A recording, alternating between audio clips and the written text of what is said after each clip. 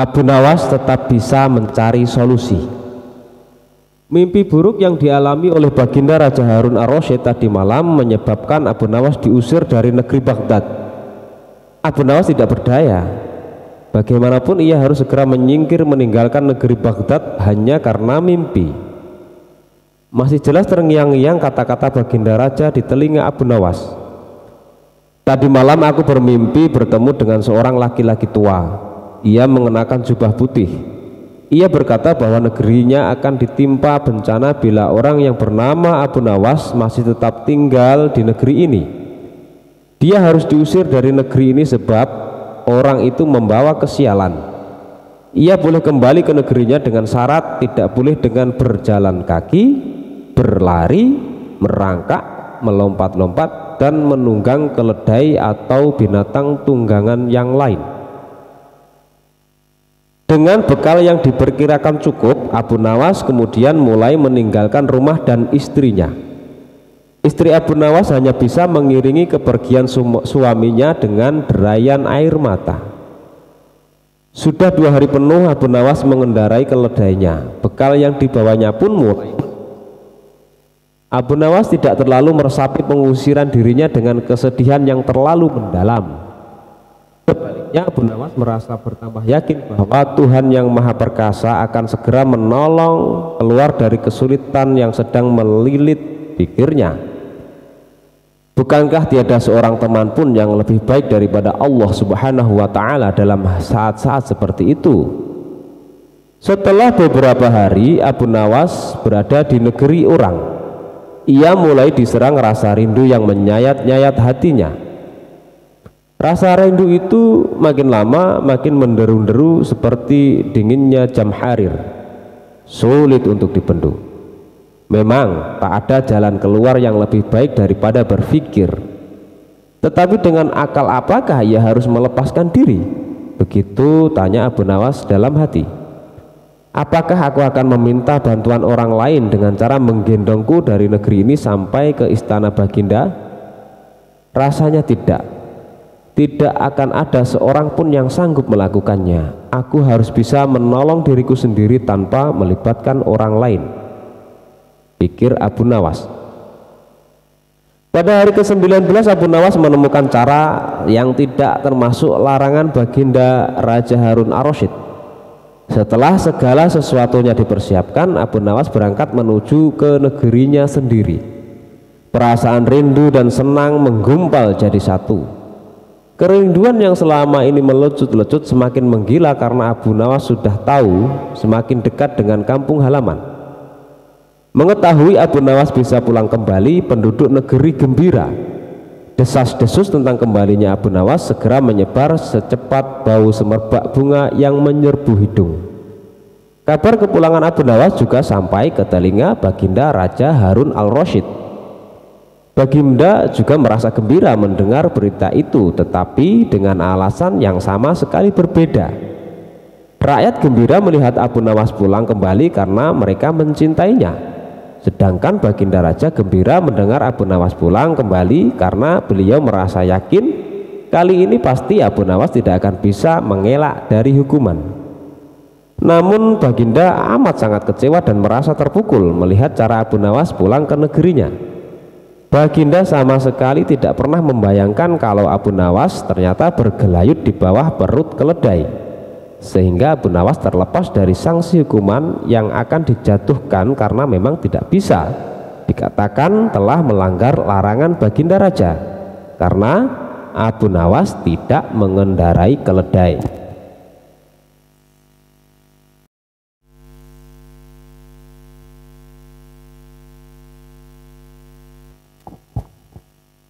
Kisah Abu Nawas tipu menipu. Ada seorang ahli yoga mengajak seorang pendeta bersekongkol untuk memperdaya iman Abu Nawas. Setelah mereka mencapai kata sepakat, mereka berangkat menemui Abu Nawas di kediamannya. Ketika mereka datang, Abu Nawas sedang melakukan sholat duha. Setelah dipersilahkan masuk oleh istri Abu Nawas, mereka langsung masuk dan menunggu sambil berbincang-bincang santai.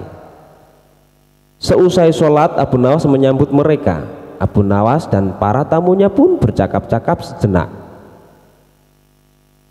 Kami sebenarnya ingin mengajak engkau melakukan pengembaraan suci. Kalau engkau tidak keberatan, bergabunglah bersama kami, kata ahli yoga. Dengan senang hati. Lalu kapan rencananya? Tanya Abu Nawas polos. Besok pagi, kata pendeta. Baiklah kalau begitu kita bertemu di warung teh besok, kata Abu Nawas menyanggupi. Hari berikutnya mereka berangkat bersama. Abu Nawas mengenakan jubah seorang sufi, ahli yoga, dan pendeta memakai seragam keagamaan mereka masing-masing. Di tengah jalan mereka mulai diserang rasa lapar karena mereka memang sengaja tidak membawa bekal. Hai Abu Nawas, bagaimana kalau engkau saja yang mengumpulkan derma guna membeli makanan untuk kita bertiga? Karena kami akan mengadakan kebaktian, kata pendeta. Tanpa banyak bicara, Abu Nawas berangkat mencari dan mengumpulkan derma dari dusun satu ke dusun yang lain. Setelah derma terkumpul, Abu Nawas membeli makanan yang cukup untuk 3 orang. Abu Nawas kembali ke pendeta dan ahli yoga dengan membawa makanan. Karena sudah tak sanggup menahan rasa lapar, Abu Nawas berkata, mari segera kita bagi makanan ini sekarang juga. Jangan sekarang, kami sedang berpuasa, kata ahli yoga. Tetapi aku hanya menginginkan bagianku saja, sedangkan bagian kalian terserah pada kalian, kata Abu Nawas menawarkan jalan keluar. Aku tidak setuju, kita harus seirama dalam berbuat apapun, kata pendeta. Betul, aku pun tidak setuju karena waktu makanku besok pagi aku baru akan berbuka, kata ahli yoga. Bukankah aku yang engkau jadikan alat pencari derma, dan derma itu sekarang telah kutukar dengan makanan ini. Sekarang kalian tidak mengizinkan aku mengambil bagian sendiri. Itu tidak masuk akal, kata Abu Nawas mulai merasa jengkel. Namun begitu pendeta dan ahli yoga tetap bersikeras tidak mengizinkan Abu Nawas mengambil bagian yang menjadi haknya. Abu Nawas penasaran, ia mencoba sekali lagi meyakinkan kawan-kawannya agar mengizinkan ia makan bagiannya, tetapi mereka tetap saja menolak. Abu Nawas benar-benar merasa jengkel dan marah, namun Abu Nawas tidak memperlihatkan sedikit pun kejengkelan dan kemarahannya. Bagaimana kalau kita mengadakan perjanjian, kata pendeta kepada Abu Nawas. Perjanjian apa? Tanya Abu Nawas. Kita adakan lomba. Barang siapa di antara kita bermimpi paling indah, maka ia akan mendapat bagian yang terbanyak. Yang kedua lebih sedikit, dan yang terburuk akan mendapat paling sedikit. Pendeta itu menjelaskan. Abu Nawas setuju dengan tidak memberi komentar apa-apa. Malam semakin larut, embun mulai turun ke bumi. Pendeta dan ahli yoga mengantuk dan tidur. Abu Nawas tidak bisa tidur, ia hanya pura-pura tidur. Setelah merasa yakin kawan-kawannya sudah terlelap, Abu Nawas menghampiri makanan itu. Tanpa berpikir 2 kali, Abu Nawas memakan habis makanan itu hingga tidak tersisa sedikit pun. Setelah merasa kekenyangan, Abu Nawas baru bisa tidur. Keesokan harinya mereka bangun hampir bersamaan. Ahli yoga dengan wajah berseri-seri bercerita, tadi malam aku bermimpi memasuki sebuah taman yang mirip sekali dengan nirwana. Aku merasakan kenikmatan yang belum pernah kurasakan sebelumnya di dalam hidup ini. Pendeta mengatakan bahwa mimpi ahli yoga benar-benar menakjubkan, betul-betul luar biasa. Kemudian giliran pendeta menceritakan mimpinya.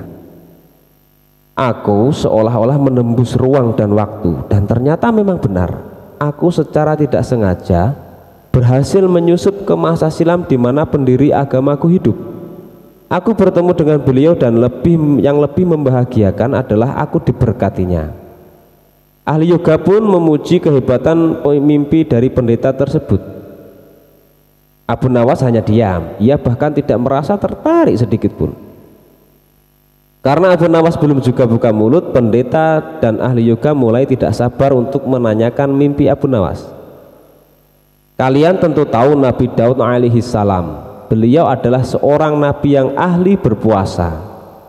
Tadi malam aku bermimpi berbincang-bincang dengan beliau. Beliau menanyakan apakah aku berpuasa atau tidak. Aku katakan aku berpuasa karena aku memang tidak makan sejak dini hari. Kemudian beliau menyuruhku segera berbuka karena hari sudah malam. Tentu saja aku tidak berani mengabaikan perintah beliau. Aku segera bangun dari tidur dan langsung menghabiskan makanan ini, kata Abu Nawas tanpa perasaan bersalah secuil pun. Sambil menahan rasa lapar yang menyayat-nyayat, pendeta dan ahli yoga saling berpandangan satu sama lain. Kejengkelan Abu Nawas pun terobati. Kini mereka sadar bahwa tidak ada gunanya coba-coba mempermainkan Abu Nawas. Pasti hanya akan mendapat celaka sendiri. Kisah Raja dan Jin Ifrit. Dengarlah wahai Ifrit, dahulu kala di sebuah negeri bernama Souman di daratan Persia ada seorang raja bernama Raja Yunani. Beliau sangat kaya raya dan terkenal dengan keberaniannya. Sayang dia menderita penyakit kusta yang tidak kunjung sembuh. Puluhan tabib telah dipanggilnya, namun tidak ada satu obat pun yang bisa menghilangkan kusta dari tubuhnya. Suatu hari datanglah di negeri itu seorang tabib bernama Duban. Dia sudah mendalami berbagai ilmu dari Yunani kuno sampai Yunani modern, dari Persia hingga Syria. Dia ahli dalam pengobatan maupun astrologi. Keahliannya membuat kagum tabib-tabib lainnya dan juga para ilmuwan. Ketika tabib Duban mendengar tentang penyakit yang diderita Raja Yunani, dia bermaksud untuk mencoba mengobatinya. Maka dipelajarilah kembali berbagai buku untuk mencari obat yang paling manjur. Esoknya dia menghadap Raja Yunani. Setelah memberikan penghormatan, disampaikanlah maksud kedatangannya, yaitu untuk mengobati penyakit kusta raja. Tuanku, saya dengar bahwa belum ada satu tabib pun yang bisa menyembuhkan penyakit Paduka. Jika Paduka mengizinkan, insya Allah saya bisa menyembuhkannya tanpa obat ataupun salep. Katanya, bagaimana caranya? Demi Allah, jika kamu bisa menyembuhkanku, aku akan memberikan apapun yang kau mau, harta yang banyak untukmu dan anak cucumu. Dan kamu akan kujadikan penasihat dan sahabat terbaikku, kata Raja. Insya Allah saya bisa menyembuhkan Paduka. Besok saya akan mulai pengobatannya, kata tabib Duban. Kemudian ia memohon diri untuk mempersiapkan segala sesuatunya. Tabib Duban kemudian membuat sebuah stik golf yang diberi lubang di pegangannya. Di lubang itulah tabib Duban memasukkan obat racikannya. Kemudian ia juga membuat sebuah bola sebagai pelengkapnya. Keesokan harinya, tabib Duban kembali menghadap raja. Dia mengajak raja ke lapangan istana. Kemudian memberi raja stik golf buatannya dan sebuah bola. Dimintanya raja untuk memukul bola tersebut sambil menunggang kuda. Pukullah bolanya dengan sekuat tenaga. Saat badan Paduka berkeringat, maka panas tubuh Baginda akan membuat obat yang ada di dalam stik golf ini ke seluruh tubuh Paduka. Setelah itu, Paduka boleh kembali ke istana untuk mandi air hangat. Pastikan untuk menggosok tubuh Paduka hingga bersih. Lalu istirahatlah. Insya Allah besok penyakit Baginda akan sembuh, katanya. Raja Yunani lalu melakukan semua saran tabib Duban. Ketika raja terbangun keesokan paginya, dia melihat bahwa kulitnya telah halus. Tidak ada tanda-tanda bahwa dia pernah menderita kusta. Kulitnya putih bersih tanpa noda. Raja sangat bersukacita. Dia segera memerintahkan utusan untuk menjemput tabib Duban ke istana. Sambil berkali-kali mengucapkan rasa terima kasihnya, raja memberikan berkantung-kantung emas, lusinan pakaian-pakaian mewah, dan hadiah-hadiah lainnya. Sesuai janjinya, raja juga mengangkat tabib Duban menjadi penasihat pribadinya dan mendudukannya di samping singgasananya. Di antara pejabat kerajaan, ada seorang wazir yang menaruh benci terhadap tabib Duban. Dia cemburu dengan semua perhatian dan kebaikan raja terhadap tabib Duban. Suatu hari sang wazir menghadap raja secara pribadi. Wahai Paduka Raja yang adil, hambamu ini ingin menyampaikan sebuah nasihat untuk Paduka. Saya akan menjadi orang terkutuk jika tidak menyampaikannya pada Paduka, katanya. Raja terkejut mendengarnya dan bertanya, nasihat apa? Oh, Paduka yang mulia. Para leluhur pernah berkata, barang siapa yang tidak bisa melihat tujuan, keberuntungan tidak akan datang padanya. Dan kini saya melihat raja sedang membuat kekeliruan. Sejak ia menganugerahi seorang musuh dengan kebaikan. Seorang musuh yang menginginkan kerajaan ini hancur. Dia menganugerahinya kebaikan, kekuasaan, dan menjadikannya penasihatnya, katanya. Siapakah teman yang kau maksud itu? Tanya raja. Paduka, tentu saja yang saya maksud adalah penasihat Paduka, tabib Duban. Kata wazir, dia adalah teman terbaikku, kata raja. Dan dialah yang telah menyembuhkan penyakit yang tidak bisa disembuhkan oleh tabib lain. Karena dialah aku bisa menyingkirkan rasa malu yang dulu menderaku karena penyakitku. Aku tidak akan menemukan orang sehebat dia di seluruh negeri. Tapi kenapa kau menentangnya?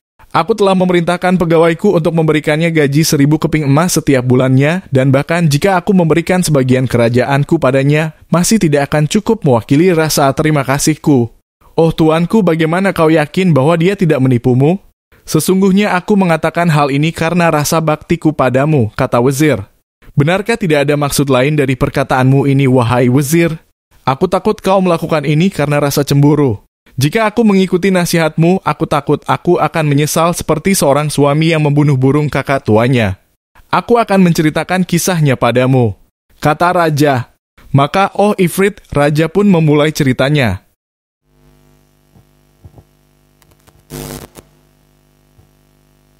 Kisah Abu Nawas dan pintu akhirat.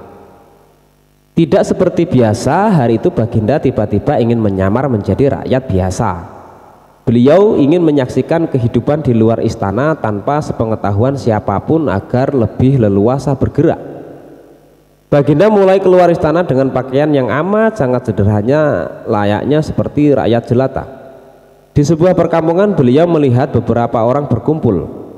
Setelah Baginda mendekat, ternyata ada seorang ulama sedang menyampaikan kuliah tentang alam barzah. Tiba-tiba ada seorang yang datang dan bergabung di situ. Ia bertanya kepada ulama itu, "Kami menyaksikan orang kafir pada suatu waktu dan mengintip kuburnya, tetapi kami tiada mendengar mereka berteriak dan tidak pula melihat penyiksaan-penyiksaan yang katanya sedang dialaminya. Maka bagaimana cara membenarkan sesuatu yang tidak sesuai dengan yang dilihat mata?" Ulama itu kemudian berpikir sejenak dan kemudian ulama itu berkata, "Untuk mengetahui yang sedemikian itu harus dengan panca indera yang lain. Ingatkah kamu dengan orang yang sedang tidur? Dia kadangkala bermimpi dalam tidurnya digigit ular, diganggu dan sebagainya. Ia juga merasa sakit dan takut ketika itu, bahkan memekik dan keringat bercucuran pada keningnya. Ia merasakan hal semacam itu seperti ketika tidak tidur. Sedangkan engkau yang duduk di dekatnya menyaksikan keadaan seolah-olah tidak terjadi apa-apa. Padahal apa yang dilihat serta dialaminya adalah dikelilingi ular. Maka jika masalah mimpi yang remeh saja sudah tidak mampu mata lahir melihatnya, mungkinkah engkau bisa melihat apa yang terjadi di alam barzah?" Baginda Raja terkesan dengan penjelasan ulama itu. Baginda masih ikut mendengarkan kuliah itu. Kini ulama itu melanjutkan kuliahnya tentang alam akhirat. Dikatakan bahwa di surga tersedia hal-hal yang amat disukai nafsu, termasuk benda-benda. Salah satu benda-benda itu adalah mahkota yang amat luar biasa indahnya. Tak ada yang lebih indah dari barang-barang di surga karena barang-barang itu tercipta dari cahaya.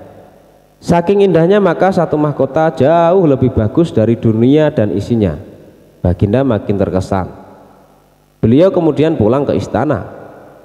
Baginda sudah tidak sabar ingin menguji kemampuan Abu Nawas. Lalu kemudian Abu Nawas dipanggil. Setelah menghadap Baginda Raja, kemudian Baginda mengatakan sesuatu kepada Abu Nawas. "Aku menginginkan engkau sekarang juga berangkat ke surga, kemudian bawakan aku sebuah mahkota surga yang katanya tercipta dari cahaya itu. Apakah engkau sanggup, wahai Abu Nawas?" "Sanggup, Paduka yang mulia," kata Abu Nawas, langsung menyanggupi tugas yang mustahil dilaksanakan itu. "Tetapi Baginda harus menyanggupi pula satu syarat yang akan hamba ajukan." "Sebutkan syarat itu," kata Baginda Raja. "Hamba mohon Baginda menyediakan pintunya agar hamba bisa memasukinya." "Pintu apa?" tanya Baginda belum mengerti. "Pintu alam akhirat," jawab Abu Nawas. "Apa itu?" tanya Baginda ingin tahu. "Kiamat, wahai Paduka yang mulia. Masing-masing alam mempunyai pintu. Pintu alam dunia adalah liang peranakan ibu, pintu alam barzah adalah kematian, dan pintu alam akhirat adalah kiamat. Surga berada di alam akhirat. Bila Baginda masih tetap menghendaki hamba mengambilkan sebuah mahkota di surga, maka dunia harus kiamat terlebih dahulu."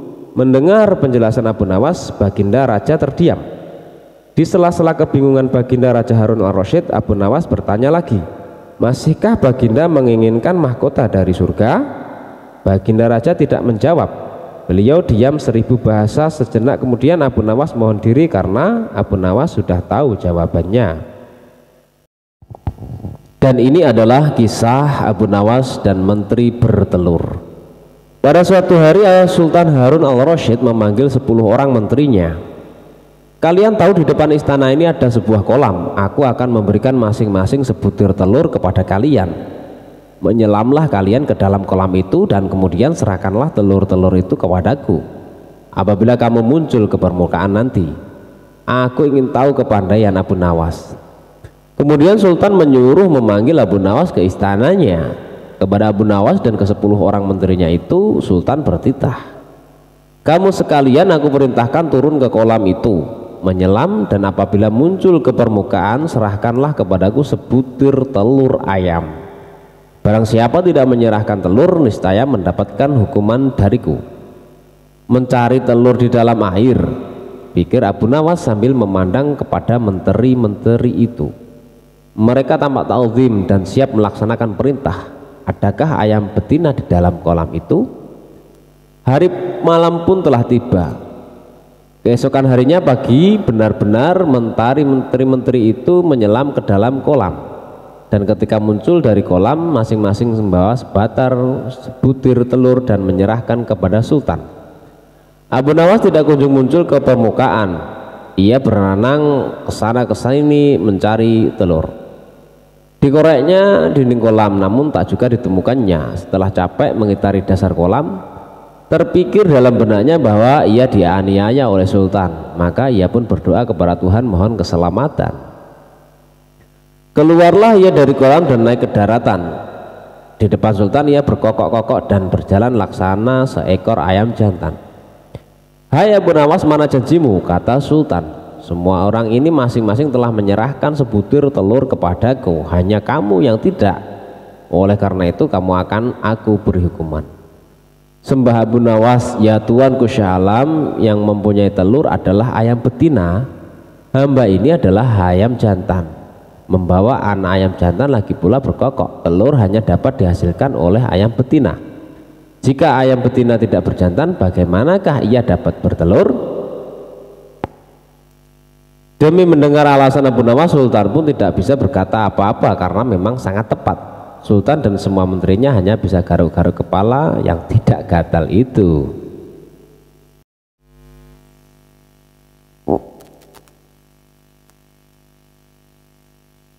Kisah Abu Nawas dan pesan bagi hakim.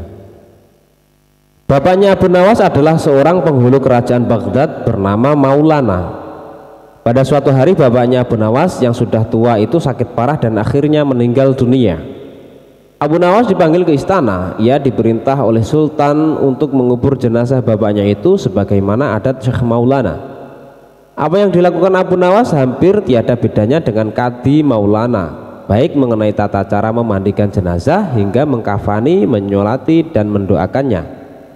Maka Sultan bermaksud mengangkat Abu Nawas menjadi kadi atau penghulu menggantikan kedudukan bapaknya. Namun demi mendengar rencana sang Sultan, tiba-tiba saja Abu Nawas yang cerdas itu nampak berubah menjadi gila. Usai upacara pemakaman bapaknya, Abu Nawas mengambil batang pohon pisang dan diperlakukannya seperti kuda. Ia menunggang kuda dari batang pisang itu sambil berlari-lari dari kuburan bapaknya menuju rumahnya. Orang yang melihat menjadi terheran-heran dibuatnya. Pada hari yang lain ia mengajak anak-anak kecil dalam jumlah yang cukup banyak untuk pergi ke makam bapaknya. Dan di atas makam bapaknya itu ia mengajak anak-anak bermain rebana dan bersuka cita. Kini semua orang semakin heran atas kelakuan Abu Nawas itu. Mereka menganggap bahwa Abu Nawas sudah menjadi gila karena ditinggal mati oleh bapaknya. Pada suatu hari ada beberapa orang utusan dari Sultan Harun al-Rasyid datang menemui Abu Nawas. Hai Abu Nawas, kau dipanggil Sultan untuk menghadap ke istana, kata wazir utusan Sultan. Buat apa Sultan memanggilku? Aku tidak ada keperluan dengannya, jawab Abu Nawas dengan entengnya seperti tanpa beban. Hai Abu Nawas, kau tidak boleh berkata seperti itu kepada rajamu. Hai wazir, kau jangan banyak cakap. Cepat ambil ini kudaku dan mandikan di sungai supaya bersih dan segar, kata Abu Nawas sambil menyodorkan sebatang pohon pisang yang dijadikan kuda-kudaan. Si wazir hanya menggeleng-gelengkan kepala melihat kelakuan Abu Nawas. Abu Nawas, kau mau apa? Tidak menghadap sultan, kata wazir. Katakan kepada rajamu, aku sudah tahu maka aku tidak mau, kata Abu Nawas. Apa maksudnya Abu Nawas? Tanya wazir dengan rasa penasaran. Sudah pergi sana, bilang saja begitu kepada rajamu, sergah Abu Nawas sembari menyaruk debu dan dilempar ke arah si wazir dan teman-temannya. Si wazir segera menyingkir dari halaman rumah Abu Nawas. Mereka melaporkan keadaan Abu Nawas yang seperti tak waras itu kepada Sultan Harun al-Rasyid. Dengan geram Sultan berkata, kalian bodoh semua, hanya menghadapkan Abu Nawas kemari saja tidak becus. Ayo pergi ke sana, ke rumah Abu Nawas, bawa dia kemari dengan sukarela ataupun dengan terpaksa. Si wazir segera mengajak beberapa prajurit istana dan dengan paksa Abu Nawas dihadirkan di hadapan raja. Namun lagi-lagi di depan raja Abu Nawas berlagak pilon. Bahkan tingkah lakunya ugal-ugalan tak selayaknya berada di hadapan seorang raja. Abu Nawas bersikaplah sopan, tegur Baginda.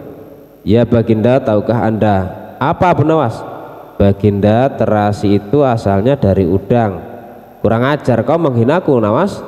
Tidak Baginda, siapa bilang udang berasal dari terasi?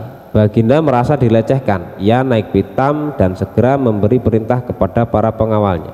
Hajar dia, pukul dia sebanyak 25 kali. Wah, Abu Nawas yang kurus kering itu akhirnya lemas tak berdaya dipukuli tentara yang bertubuh kekar. Usai dipukuli, Abu Nawas disuruh keluar istana. Ketika sampai di pintu gerbang kota, ia dicegat oleh penjaga. Hai Abu Nawas, tempo hari ketika engkau hendak masuk ke kota ini, kita telah mengadakan perjanjian, bukan? Masa kau lupa pada janjimu itu? Jika engkau diberi hadiah oleh Baginda, maka engkau berkata, aku bagi dua, engkau satu bagian, aku satu bagian. Nah, sekarang mana bagianku itu? Hai penjaga pintu gerbang, apakah kau benar-benar menginginkan hadiah Baginda yang diberikan kepadaku tadi? Iya, tentu itu kan sudah merupakan perjanjian kita. Baik, aku berikan semuanya, bukan hanya satu bagian. Wah, ternyata kau baik hati sekali Abu Nawas. Memang harusnya begitu, kau kan sudah sering menerima hadiah dari Baginda. Tanpa banyak cakap lagi, Abu Nawas mengambil sebatang kayu yang agak besar, lalu orang itu dipukulinya sebanyak 25 kali. Tentu saja orang itu menjerit-jerit kesakitan dan menganggap Abu Nawas telah menjadi gila. Setelah penunggu gerbang kota itu kelenger, Abu Nawas meninggalkannya begitu saja. Ia terus melangkah ke rumahnya. Sementara itu si penjaga pintu gerbang mengadukan nasibnya kepada Sultan Harun al-Rasyid. Ya Tuanku Syah Alam, ampun beribu ampun, hamba datang kemari mengadukan Abu Nawas yang telah memukul hamba sebanyak 25 kali tanpa suatu kesalahan. Hamba mohon keadilan dari Tuanku Baginda. Baginda segera memerintah pengawal untuk memanggil Abu Nawas. Setelah Abu Nawas berada di hadapan Baginda, ia ditanya, hai Abu Nawas, benarkah kau telah memukuli penunggu pintu gerbang kota ini sebanyak 25 kali pukulan? Berkata Abu Nawas, ampun tuanku, hamba melakukannya karena sudah sepatutnya dia menerima pukulan itu. Apa maksudmu? Coba kau jelaskan sebab musababnya kau memukuli orang itu, tanya Baginda. Tuanku, kata Abu Nawas, hamba dan penunggu pintu gerbang ini telah mengadakan perjanjian bahwa jika hamba diberi hadiah oleh Baginda, maka hadiah tersebut akan dibagi dua, satu bagian untuknya, satu bagian untuk saya. Nah, pagi tadi hamba menerima hadiah 25 pukulan, maka saya berikan pula hadiah 25 pukulan kepadanya. Hai penunggu pintu gerbang, benarkah kau telah mengadakan perjanjian seperti itu dengan Abu Nawas? Tanya Baginda. Benar tuanku, jawab penunggu pintu gerbang. Tapi hamba tiada mengira jika Baginda memberikan hadiah pukulan. Dasar tukang peras, sekarang kena batunya kau, sahut Baginda. Abu Nawas tiada bersalah, bahkan sekarang aku tahu bahwa penjaga pintu gerbang kota Baghdad adalah orang yang suka narket. suka memeras orang. Kalau kau tidak merubah kelakuan burukmu itu, sungguh aku akan memecat dan menghukum kamu. Ampun tuanku, sahut penjaga pintu gerbang dengan gemetar. Abu Nawas berkata, tuanku, hamba sudah lelah, sudah mau istirahat, tiba-tiba diwajibkan hadir di tempat ini. Padahal hamba tiada bersalah. Hamba mohon ganti rugi, sebab jatah waktu istirahat hamba sudah hilang karena panggilan tuanku. Padahal besok hamba harus mencari nafkah untuk keluarga hamba. Sejenak baginda melengak, terkejut atas protes Abu Nawas. Namun tiba-tiba ia tertawa terbahak-bahak. Jangan khawatir Abu Nawas. Baginda kemudian memerintahkan bendahara kerajaan memberikan sekantong uang perak kepada Abu Nawas. Abu Nawas pun pulang dengan hati riang gembira. Tetapi sesampai di rumahnya, Abu Nawas masih bersikap aneh dan bahkan semakin nyentrik seperti orang gila sungguhan. Pada suatu hari Raja Harun al-Rasyid mengadakan rapat dengan para menterinya. Apa pendapat kalian mengenai Abu Nawas yang hendak kuangkat sebagai kadi? Wazir atau Perdana Menteri berkata, melihat keadaan Abu Nawas yang semakin parah otaknya, maka sebaiknya tuanku mengangkat orang lain saja menjadi kadi. Menteri-menteri yang lain juga mengutarakan pendapat yang sama. Tuanku, Abu Nawas telah menjadi gila, karena itu dia tak layak menjadi kadi. Baiklah, kita tunggu dulu sampai 21 hari karena bapaknya baru saja mati. Jika tidak sembuh-sembuh, juga bolehlah kita mencari kadi yang lain saja. Setelah lewat 1 bulan Abu Nawas masih dianggap gila, maka Sultan Harun al-Rasyid mengangkat orang lain menjadi kadi atau penghulu kerajaan Baghdad. Konon dalam suatu pertemuan besar ada seorang bernama Fulan yang sejak lama berambisi menjadi kadi. Ia mempengaruhi orang-orang di sekitar baginda untuk menyetujui jika ia diangkat menjadi kadi. Maka tatkala ia mengajukan dirinya menjadi kadi kepada baginda, dengan mudahnya baginda menyetujuinya. Begitu mendengar Fulan diangkat menjadi kadi, maka Abu Nawas mengucapkan syukur kepada Tuhan. Alhamdulillah, aku telah terlepas dari bala yang mengerikan. Tapi sayang sekali, kenapa harus Fulan yang menjadi kadi? Kenapa tidak yang lain saja? Mengapa Abu Nawas bersikap seperti orang gila? Ceritanya begini. Pada suatu hari ketika ayahnya sakit parah dan hendak meninggal dunia, ia memanggil Abu Nawas untuk menghadap. Abu Nawas pun datang mendekati bapaknya yang sudah lemah lunglai. Berkata bapaknya, hai anakku, aku sudah hampir mati. Sekarang ciumlah telinga kanan dan telinga kiriku. Abu Nawas segera menuruti pemerintahan terakhir bapaknya. Ia cium telinga kanan bapaknya, ternyata berbau harum, sedangkan yang sebelah kiri berbau sangat busuk. Bagaimana anakku, sudahkah kau cium? Benar bapak, ceritakanlah dengan sejujurnya baunya kedua telingaku ini. Aduh pak, sungguh mengherankan. Telinga bapak yang sebelah kanan berbau harum sekali, tapi yang sebelah kiri kok baunya amat busuk. Hai anakku Abu Nawas, tahukah engkau apa sebabnya bisa terjadi begini? Wahai bapakku, cobalah ceritakan kepada anakmu ini. Berkata Syekh Maulana, pada suatu hari datang 2 orang mengadukan masalahnya kepadaku. Yang seorang aku dengarkan keluhannya, tapi yang seorang lagi karena aku tak suka maka tak ku dengar pengaduannya.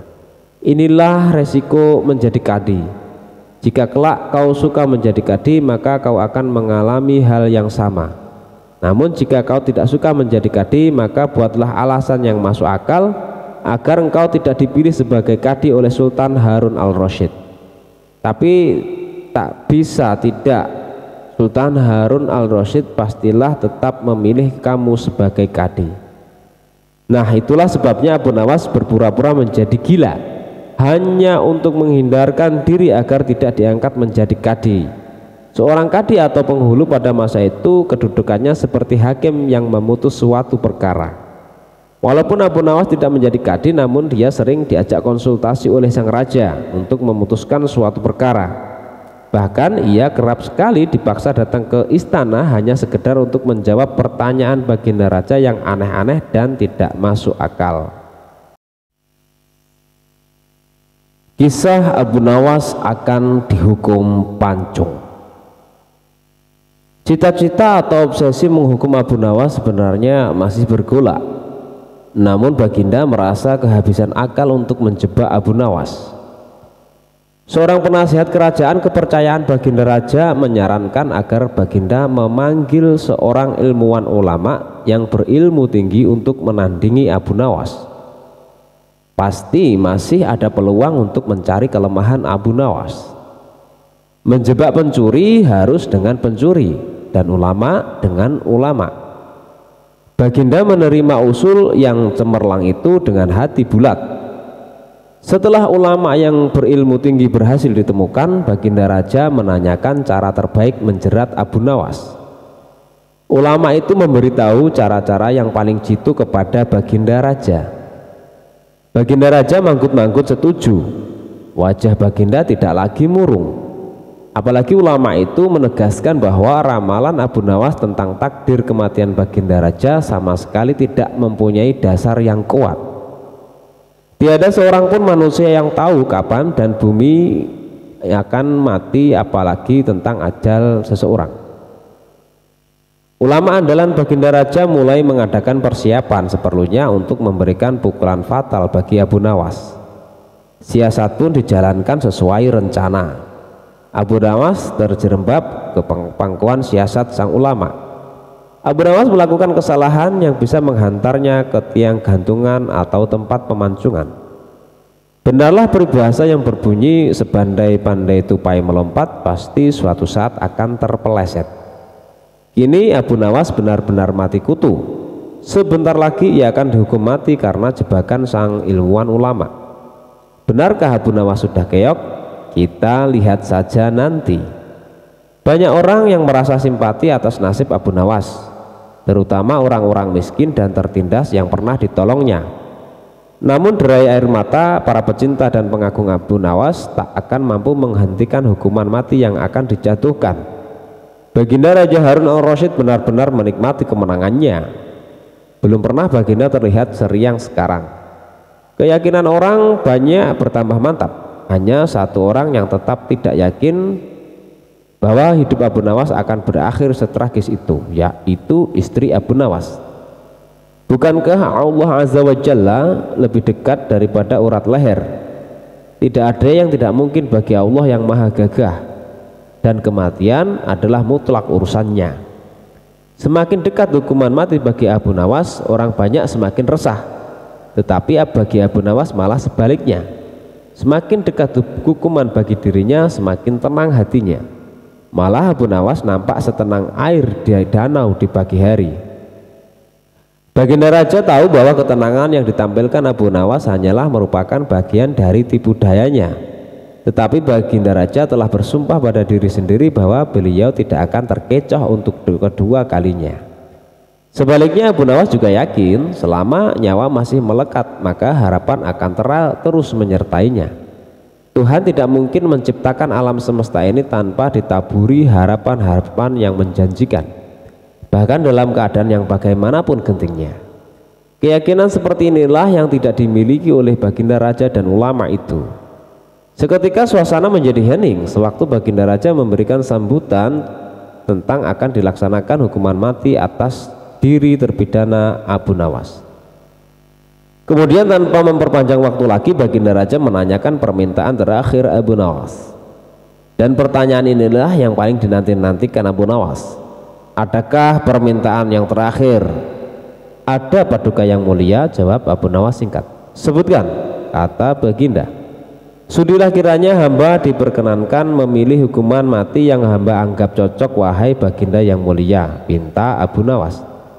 Baiklah, kata Baginda menyetujui permintaan Abu Nawas. Paduka yang mulia, yang hamba pinta adalah bila pilihan hamba benar, hamba bersedia dihukum pancung. Tetapi jika pilihan hamba dianggap salah, maka hamba dihukum gantung saja, kata Abu Nawas memohon. Engkau memang orang yang aneh. Dalam saat-saat yang amat genting pun engkau masih sempat bersendau gurau.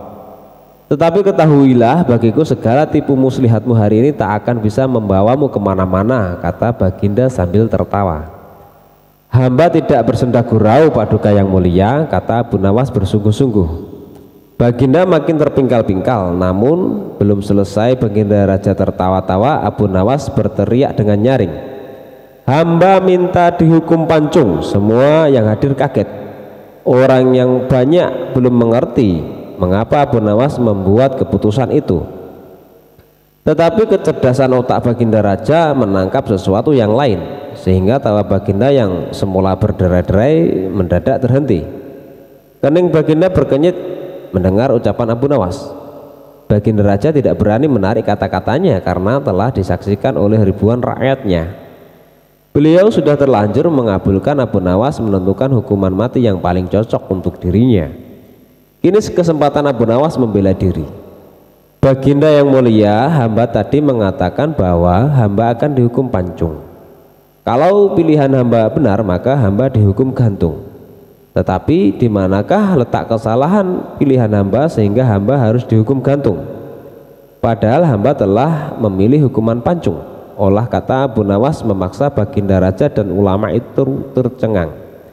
Benar-benar luar biasa otak Abu Nawas ini. Rasanya tidak ada lagi manusia pintar selain Abu Nawas di negeri Baghdad ini. Abu Nawas, aku mengampunimu, tapi sekarang jawablah pertanyaanku ini. Berapa banyakkah bintang di langit? Oh, gampang sekali tuanku. Iya, tapi berapa? 100 juta, 100 miliar? Tanya Baginda. Bukan tuanku, cuma sebanyak pasir di pantai. Kau ini, bagaimana bisa orang menghitung pasir di pantai? Bagaimana pula orang bisa menghitung bintang di langit? Kau memang penggeli hati, kau adalah pelipur lawaku. Abu Nawas, mulai sekarang jangan segan-segan. Sering-seringlah datang ke istanaku. Aku ingin selalu mendengar lelucon-leluconmu yang baru. Siap Baginda. Lalu Baginda memerintahkan bendahara kerajaan memberikan sekantong uang kepada manusia terlucu di negerinya itu. Kisah Abu Nawas lolos dari amukan sang istri. Diam-diam ternyata Abu Nawas memiliki istri yang sangat pencemburu. Pada saat Abu Nawas sering pulang larut malam, ia selalu marah-marah. Pada suatu hari Abu Nawas keluar rumah hingga larut malam. Hal itu pun membuat istrinya merasa gelisah dan emosi karena sudah berjam-jam menunggu di rumah. Ia pun tidak bisa tidur gara-gara Abu Nawas yang masih dalam tanda tanya. Bahkan istri Abu Nawas sudah menyiapkan suatu rencana untuk memarahi Abu Nawas ketika dia pulang nanti. Waktu pun sudah menunjukkan larut malam, begitu gelap. Namun Abu Nawas tetap saja tak kunjung kembali pulang.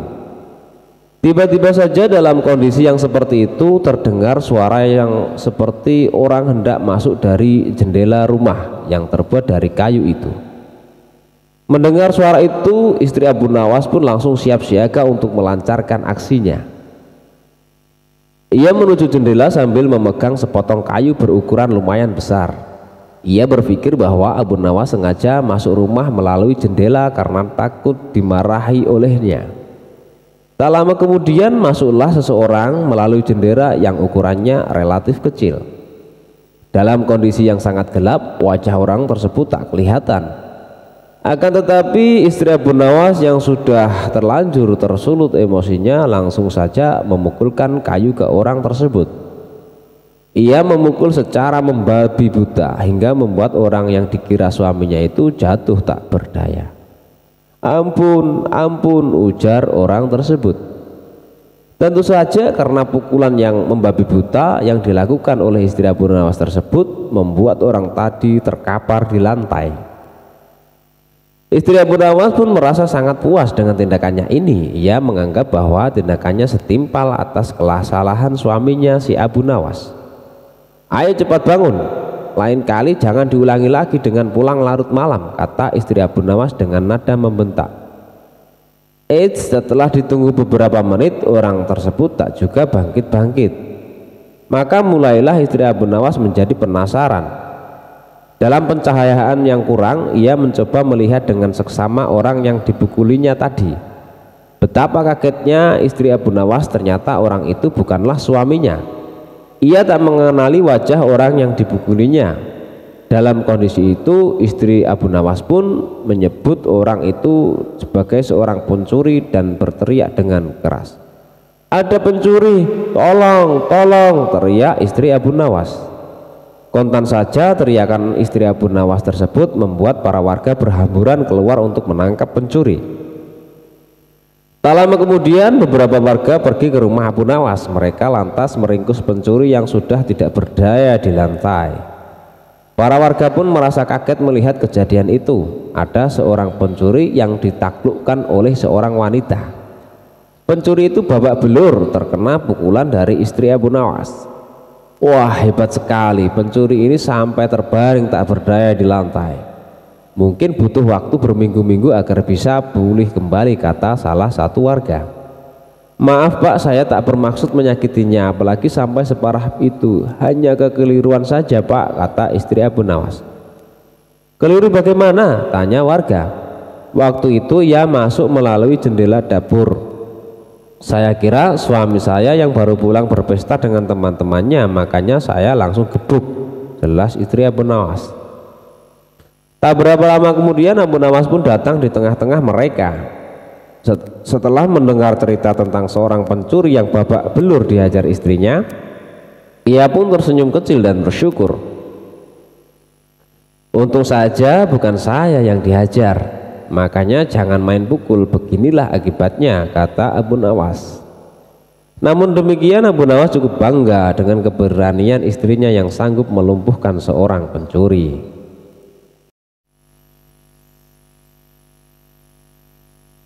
Abu Nawas mati. Baginda Raja pulang ke istana dan langsung memerintahkan para prajuritnya menangkap Abu Nawas. Tetapi Abu Nawas telah hilang entah kemana karena ia tahu sedang diburu para prajurit kerajaan. Dan setelah itu ia tahu bahwa para prajurit kerajaan sudah meninggalkan rumahnya. Abu Nawas baru berani pulang ke rumah. "Suamiku, para prajurit kerajaan tadi pagi mencarimu." "Ya istriku, ini urusan gawat. Aku baru saja menjual Sultan Harun ar-Rasyid menjadi budak." "Apa? Rajaku jadikan budak? Kenapa kau lakukan itu suamiku?" "Supaya dia tahu di negerinya ada praktek jual beli budak dan jadi budak itu menjadi sengsara. Sebenarnya maksudmu baik, tapi Baginda pasti marah. Buktinya para prajurit diperintahkan untuk menangkapmu. Menurutmu apa yang akan dilakukan Sultan Harun ar-Rasyid kepadaku? Pasti kau akan dihukum berat suamiku." "Wah, gawat, aku akan mengerahkan ilmu yang kusimpan." Abu Nawas kemudian masuk ke dalam. Ia mengambil air wudhu lalu mendirikan sholat 2 rakaat. Lalu berpesan kepada istrinya apa yang harus dikatakan bila Baginda datang. Tidak berapa lama kemudian tetangga Abu Nawas geger karena istri Abu Nawas menjerit-jerit. "Ada apa?" tanya tetangga Abu Nawas sambil tergopoh-gopoh. "Suamiku mati." "Hah? Abu Nawas mati?" "Iya." Kini kabar kematian Abu Nawas tersebar ke seluruh pelosok negeri. Baginda pun terkejut. Kemarahan dan kegeraman beliau agak susut mengingat Abu Nawas adalah orang yang paling pintar menyenangkan dan menghibur Baginda Raja. Baginda Raja beserta beberapa pegawai beserta seorang tabib di istana segera menuju rumah Abu Nawas. Tabib segera memeriksa Abu Nawas. Sesaat kemudian ia memberi laporan kepada Baginda bahwa Abu Nawas memang telah mati beberapa jam yang lalu. Setelah melihat sendiri tubuh Abu Nawas terbujur kaku tak berdaya, Baginda Raja merasa terharu dan meneteskan air mata. Kemudian beliau bertanya kepada istri Abu Nawas, "Adakah pesan terakhir Abu Nawas untukku?" "Ada, Paduka yang mulia," kata istri Abu Nawas sambil menangis. "Katakanlah," kata Baginda Raja. "Suami hamba Abu Nawas memohon sudilah kiranya Baginda Raja mengampuni semua kesalahannya di dunia dan akhirat di depan rakyat," kata istri Abu Nawas terbata-bata. Baiklah, kalau itu permintaan Abu Nawas, kata Baginda Raja menyanggupi. Jenazah Abu Nawas diusung di atas keranda, kemudian Baginda Raja mengumpulkan rakyatnya di tanah lapang.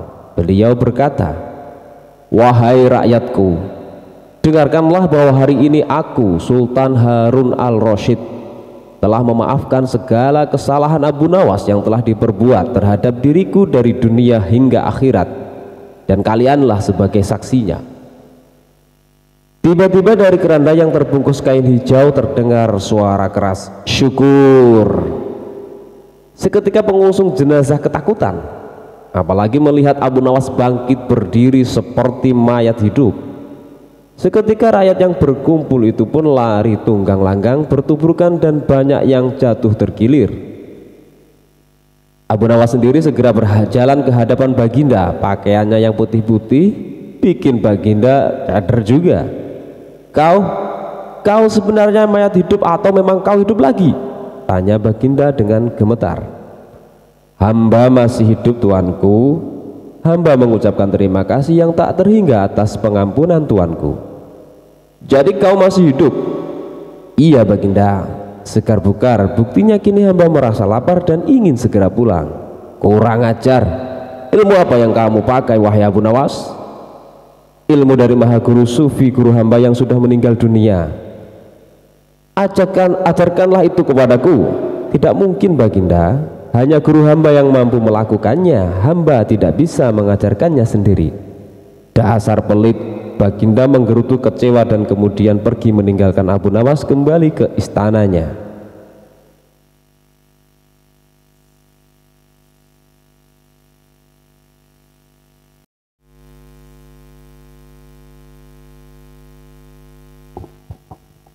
Abu Nawas melakukan taruhan yang berbahaya.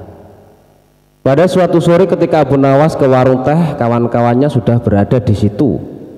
Mereka memang sengaja sedang menunggu Abu Nawas. "Nah, ini Abu Nawas datang," kata salah seorang dari mereka. "Ada apa?" kata Abu Nawas sambil memesan secangkir teh hangat. "Kami tahu engkau selalu bisa melepaskan diri dari perangkap-perangkap yang dirancang Baginda Raja Harun al-Rasyid. Tetapi kami yakin kali ini engkau pasti dihukum, Baginda Raja, bila engkau berani melakukannya." Kawan-kawan Abu Nawas membuka percakapan. "Apa yang harus kutakutkan? Tidak ada sesuatu apapun yang perlu ditakuti kecuali Allah Subhanahu wa Ta'ala," kata Abu Nawas menantang. "Selama ini belum pernah ada seorang pun di negeri ini yang berani memantati Baginda Raja Harun al-Rasyid. Bukankah begitu hai Abu Nawas?" tanya kawan Abu Nawas. "Tentu saja tidak ada yang berani melakukan hal itu, karena pasti itu adalah pelecehan yang amat sangat berat, hukumannya pasti dipancung," kata Abu Nawas memberitahu. "Itulah yang ingin kami ketahui darimu, beranikah engkau melakukannya?" "Sudah kukatakan bahwa aku hanya takut kepada Allah Subhanahu wa Ta'ala saja.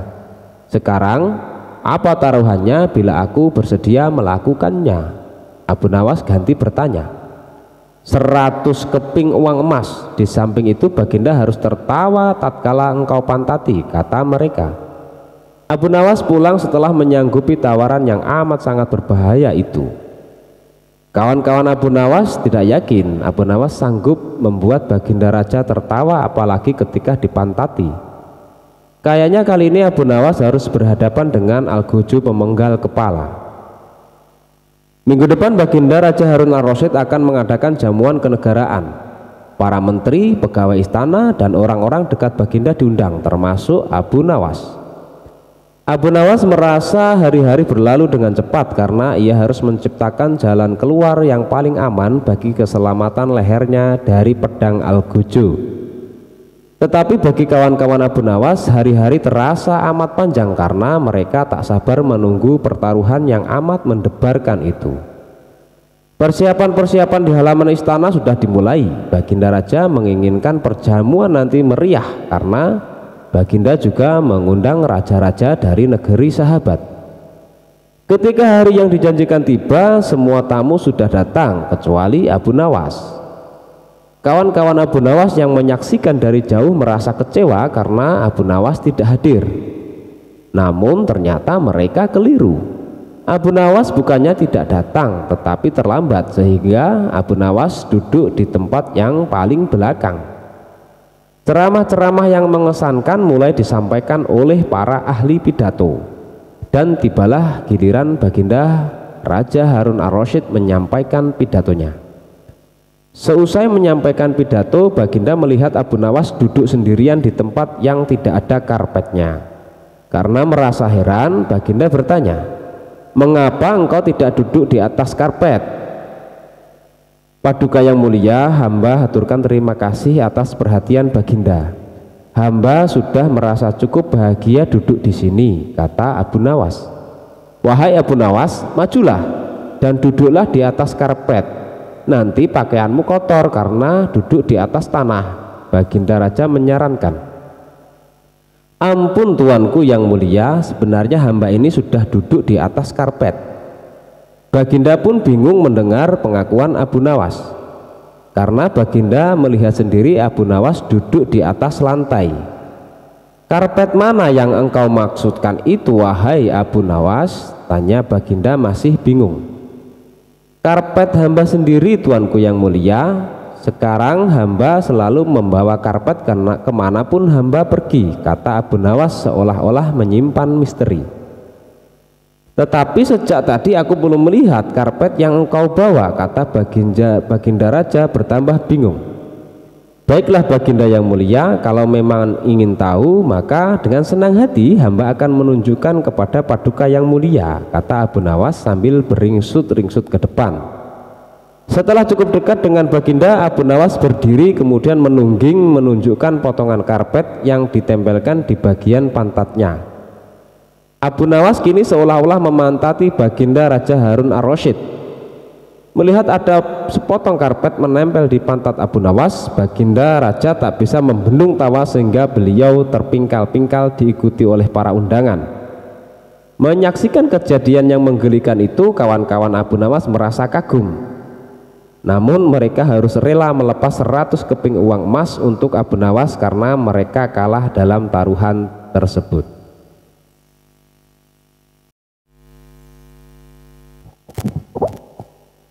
Kisah Abu Nawas dan cara menyadarkan pengemis. Pengemis itu tidak harus dibantu secara materi, tapi juga harus dibantu dengan memberikan pekerjaan agar dia nanti bisa mandiri dan meninggalkan sifat mengemis tersebut. Itulah salah satu perhatian Abu Nawas. Dia tidak memberikan makanan maupun uang, melainkan Abu Nawas berusaha mencarikan pekerjaan buat si pengemis itu. Kisahnya, pada suatu ketika Abu Nawas dikunjungi oleh seorang pengemis laki-laki. Pengemis itu meminta makanan karena sudah lama tidak makan. Namun Abu Nawas tidak memberikan sesuap nasi atau makanan lainnya yang sangat diharapkan oleh pengemis itu. Akan tetapi ia malah mengajukan beberapa pertanyaan semata. "Kenapa engkau mengemis? Apakah engkau tidak mempunyai pekerjaan?" tanya Abu Nawas. "Maaf tuan, saya sudah lama mencari pekerjaan, tapi belum juga ada yang mau menerima saya bekerja," jawab pengemis itu. "Lalu apa engkau mau bekerja sekalipun pekerjaan itu berat?" tanya Abu Nawas. "Asalkan halal saya mau tuan," jawab si pengemis.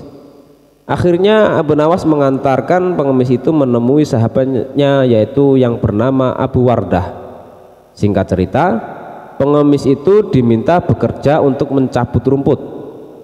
Ternyata pengemis itu merupakan seorang pekerja yang sangat rajin dan tangkas. Dalam waktu yang sangat singkat saja, pekerjaannya pun telah selesai. Abu Wardah pun sangat kagum dan tergerak hatinya untuk memberikan pekerjaan yang lebih serius. Ia pun meminta pengemis itu untuk memisahkan satu ember kurma menjadi 3 bagian.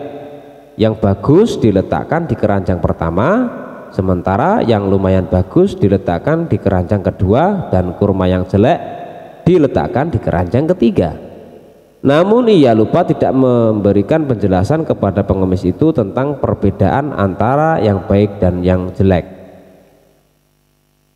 Pada keesokan harinya Abu Nawas datang ke rumah Abu Wardah untuk menanyakan kabar dari pengemis itu.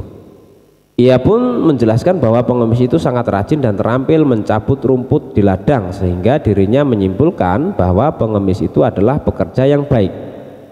Maka dari itu Abu Wardah memberikan pekerjaan yang lebih serius kepadanya. "Sekarang dia bekerja apa?" tanya Abu Nawas.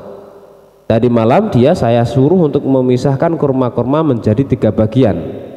Mari kita ke sana untuk melihatnya. Tentu sudah selesai pekerjaannya itu," kata Abu Wardah. Tak lama kemudian keduanya pun sangat terkejut ketika melihat pengemis itu tidur pulas, tidak mengerjakan pekerjaan yang telah diberikan kepadanya. Dengan penuh tanya, Abu Wardah pun membangunkan pengemis itu. "Kenapa engkau tidak menyelesaikan pekerjaanmu yang sangat mudah itu?" tanya Abu Wardah. "Maaf Tuan, kalau hanya memindahkan kurma sesungguhnya itu mudah. Yang sulit adalah membuat keputusan mana kurma yang baik, lumayan baik, dan jelek. Karena saya tidak diberitahu sebelumnya," jawab pengemis. "Sungguh itu tak terpikirkan olehku," kata Abu Wardah. Abu Nawas pun tersenyum melihat kejadian itu. Ia pun menegur Abu Wardah karena Abu Wardah hanya bisa memberikan tugas saja, tetapi dia tidak dapat mengajarinya dengan baik. Kisah Abu Nawas dan pukulan yang menjadi dinar. Pada suatu hari Abu Nawas menghadap ke istana. Ia pun bercakap-cakap dengan Sultan dengan hati yang riang gembira. Tiba-tiba terlintas dalam pikiran di benak Sultan, "Bukankah ibu si Abu Nawas ini sudah meninggal?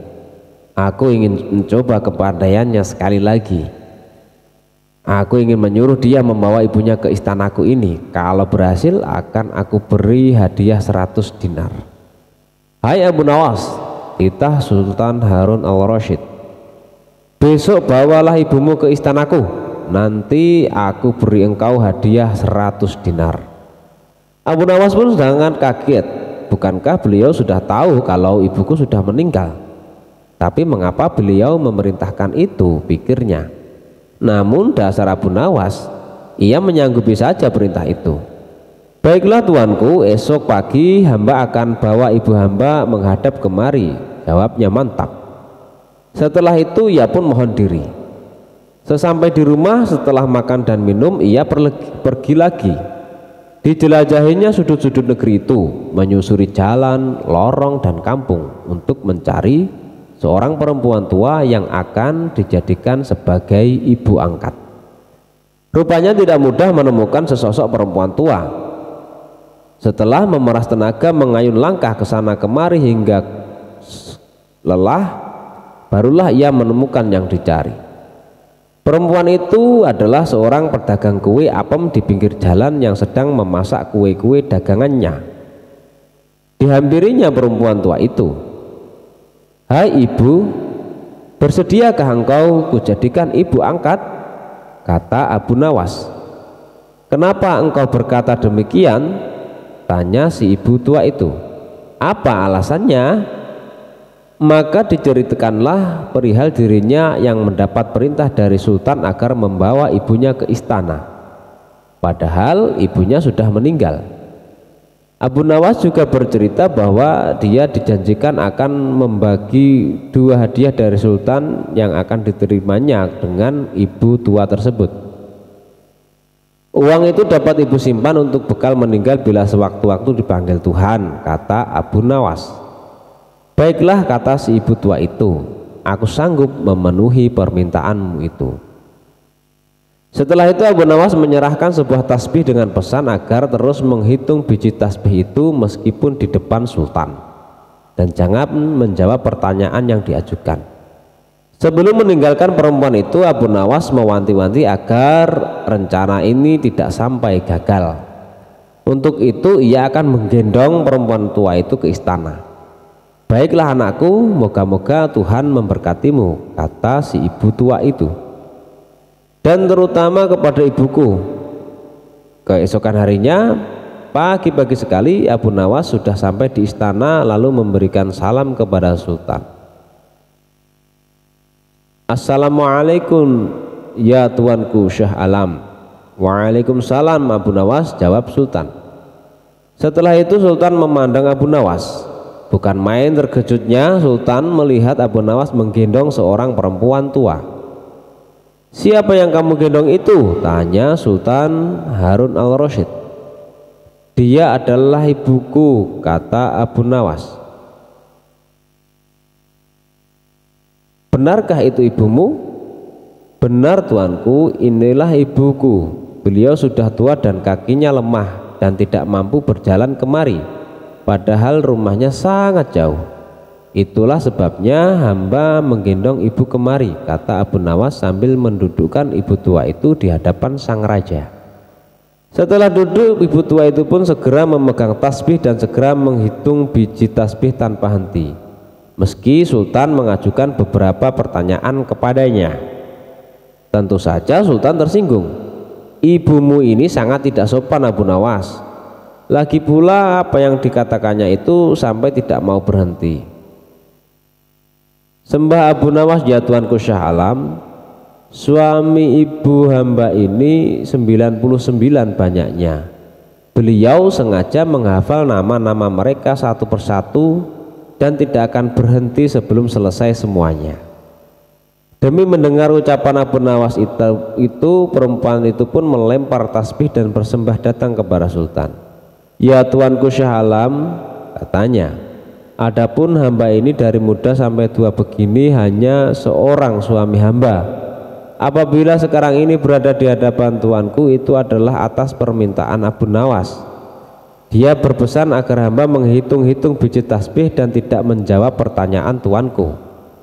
Nanti Abu Nawas akan membagi 2 hadiah yang akan diterimanya dari tuanku."